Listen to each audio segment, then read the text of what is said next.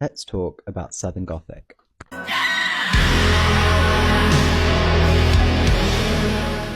If you've got a similar algorithm to me, Southern Gothic is an aesthetic that is everywhere on my TikTok and Pinterest.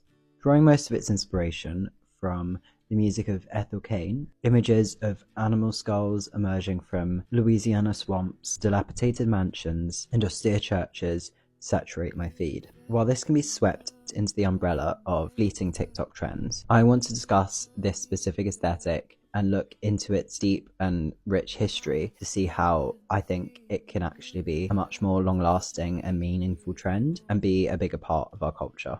In 2021, the hashtag Southern Gothic had 9 million views. As of the 16th of August 2023, it had 121.2 million. With the rise in popularity of the music of Ethel Cain, whose relevance is highlighted by the rise in Christian nationalism, let's look at the history of Southern Gothic and what the aesthetic is today. So its main kind of origins are as a literary movement. So starting in the 1800s, we see literature that takes its themes from the Romantic and Gothic movement in British literature. And its themes include isolation, marginalization, crime, violence, destitution, decay, oppression, and discrimination. Literature is often filled with black and queer characters. It has a real fascination with outsiders from the social norm. This is something that's relevant to the aesthetic of the modern day, as I would argue that the majority of the people who are engaging on TikTok or whatever with the trend are likely to be queer people who certainly do not fit into the white heteronormative Christian society. From the early 1800s to the modern day, Southern Gothic explores the ideal of the American pastoral dream and how it rests on foundations of mass repression.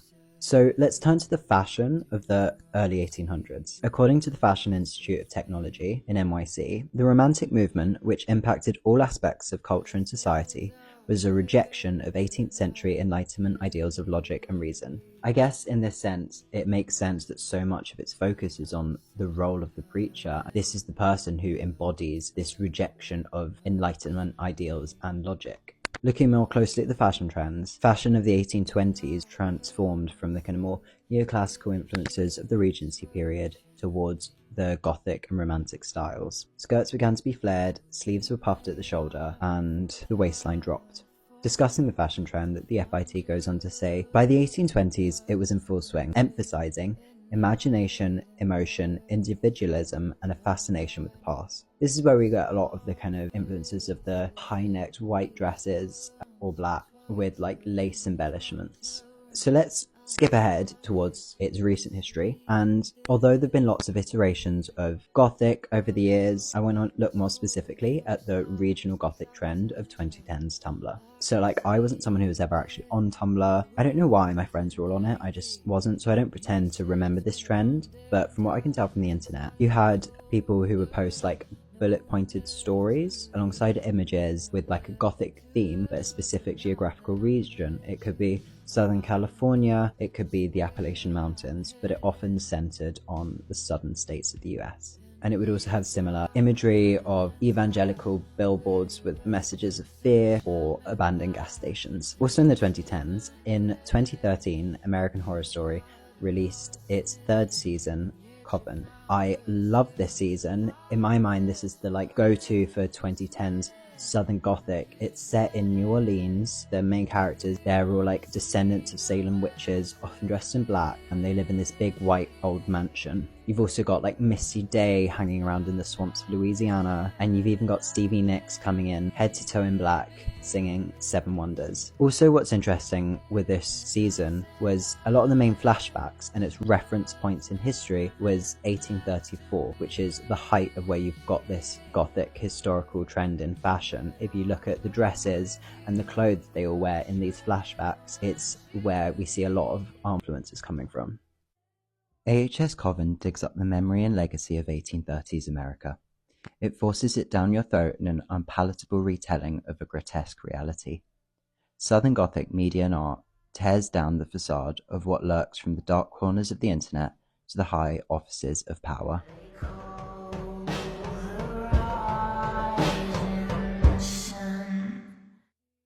On a similar theme, we can also look at Beyonce's 2016 music video for Formation. It has a lot of the similar aesthetics. You've got the outfit she wears, you've got like the high-necked white dress with the parasol, and then we can also see the like full black outfit with the like wide-brimmed hat and the chunky silver jewelry. I think it's really interesting because that is something that like, I and everyone is obsessed with wearing right now, and it's really cool to see on her in this setting. Beyonce's Formation shows a certain pride in the South, not in the way textbooks of the United Daughters of the Confederacy will have it. Of course not. We're talking about Southern Gothic. She demands you confront the black experience rather than file it to a footnote in history. I did not come to play with you hoes. I came to slay, bitch. While I was researching this, I finally got around to watching Devil All the Time, the 2020 film on Netflix, and it's mad that I've not watched this already because it's got Tom Holland in it, and when I was younger I had such a crush on Tom Holland, but I finally got around to watching it and I loved it. It's heavy on the themes of religious fear and exploitation. Dark lighting, rotting wood, stained curtains and looming crosses create this world in which the preacher's word is law, in which lives are dictated by fear and anger. So what does all this mean for the trend of the modern day? Archie Hamilton writes for Varsity, "If the Southern Gothic seeks to create a grotesque of its country, then America's present is too real, too potent, too absurd, too bloody to caricature. Despot presidents, followers with cultish devotion and an unabashed pride in their racism, are too surreal even by the standards of the genre. In short, it is too horrific even for the horrors of Gothic." Southern Gothic exposes this religious system that's used to perpetuate violence and repression. With the rise of Christian nationalism and the mechanisms of fear used to attack trans people for political gain, it's no surprise that Southern Gothic has once again found itself a home with disillusioned young queer people who find themselves under attack and with a very valid sense of fear.